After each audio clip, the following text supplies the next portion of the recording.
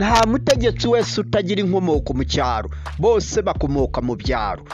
Ariko biratangaje kubona bamara kwiga, bamara kugera ku butegetsi, bategeka n'ibidashoboka, aho gusubira mu byaro ngo basubize mutima mpembera amaso inyuma aho bashibutse, basubireyo bahereho bahateza imbere, bateza imbere abo basize inyuma batize, babakene, babazamurire giga, babazamurire iterambere, umutekano, umudendezo n'uburenganzira bwa kiremwa muntu n'koranabuhanga, ahubwo baza kwirundarunda mu murwa aho gusubira kuri gakondo ngo bayiteze imbere n'abanyagakondo baho basigizwe inyuma, bagakomeza babareka basigara inyuma y'amateka gutyo. Bityo rero twabarundi cyatuzanye no kugira ngo duteze imbere abaturage bo mu byaro byose, tubasirimure tuhagire mu murwa, mu migi.